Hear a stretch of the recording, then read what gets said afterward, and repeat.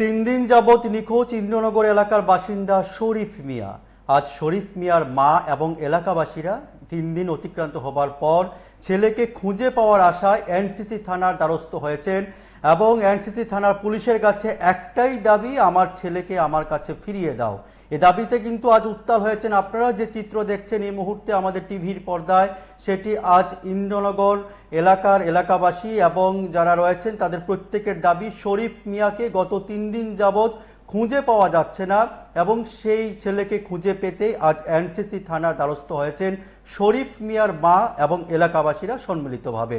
এবং তারা দাবি করছেন এবং অভিযোগ করছেন শরীফ মিয়া নাকি একটি মেয়ের সাথে প্রেমে লিপ্ত ছিল এবং সেই মেয়ের ভাই শরীফ মিয়াকে গিফট দেবার নাম করে বাড়ি থেকে ডেকে নিয়ে যায়। এরপর থেকেই নাকি ছেলেকে খুঁজে পাওয়া যাচ্ছে না, এমনটাই কিন্তু অভিযোগ করলেন শরীফ মিয়ার মা এবং পাড়ার লোকেরা। এ বিষয় নিয়ে কি বলছে শরীফ মিয়ার মা এবং পাড়ার লোকেরা, শুনুন।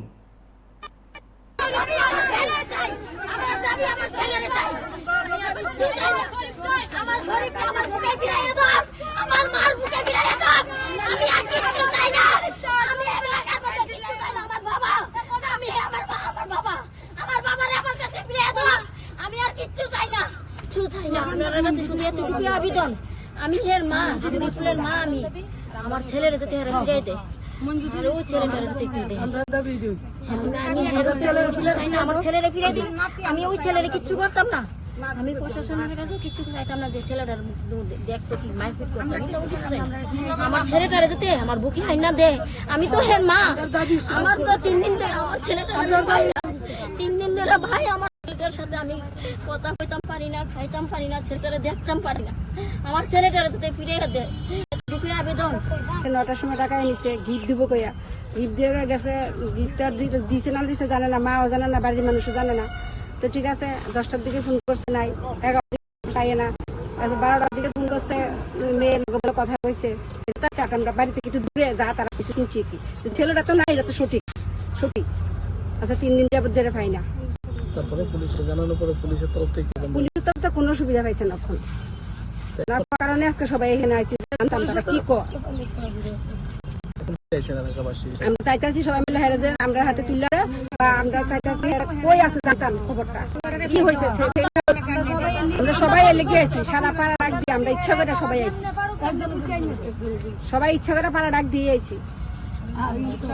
আমরা চাই তারা যেমনে পারুক তারা সবাই কিছু নাই, আমরা প্রশাসনের কাছে কি ডাক, কতটি মানুষ হয়েছে আপনারা দেখেন, কতটি মানুষ ফিরাই দেন প্রশাসনের কাছে, আমরা কি সবাই কাছে আমরা খুঁজলে তারা একটু এলো পাই লইলে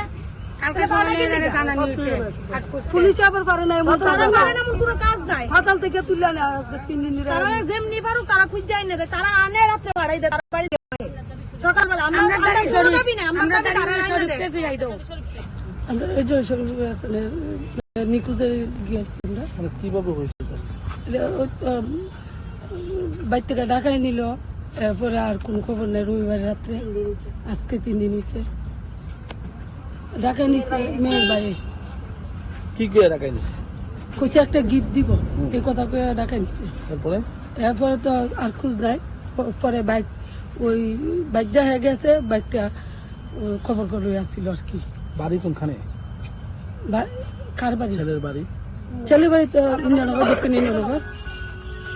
বাড়ির কাছে কি পাওয়া গেছে না, বাড়ির কাছে না, মানে বাইকটা না না বাড়ির কাছে না, খবর করা। সকালবেলা আমাদের কাছে একটি খবর আসে যে শরীফুল হাসান একটি ছেলে গত রাত্রে, আগের দিন রাত্রেবেলা 8টার সময় সে একটা বন্ধুর বাড়িতে যাবে বলে করতে বের হয়ে বাইক নিয়ে, এবং পরবর্তীতে বাড়িতে ফেরেনি। তো সেভাবে একটা জিডিএন্টি করা হয় বাড়ির পক্ষ থেকে, মিসিং এন্ট্রি। তো সেটার বেসিসে আমাদের ব্যাপারটা সন্দেহজনক লাগে, সে কোথায় যেতে পারে।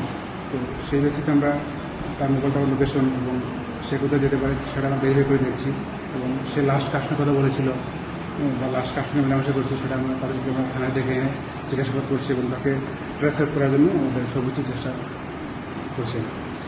যে ছেলেটা হারানো গেছে, যে ছেলেটার মার অভিযোগ এবং এলাকাবাসীর অভিযোগ যে তার একটা মেয়ের সাথে সম্পর্ক ছিল এবং তার ভাই মেয়ে থেকে ডেকে এনেছে বা কোন জায়গাতে ফোন করে এনেছে, তারপর থেকে মিসিং, সে বিষয়ে কি বলবেন?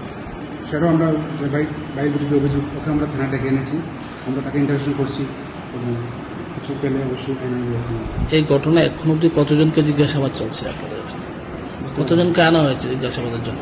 4 জনকে আনা হয়েছে।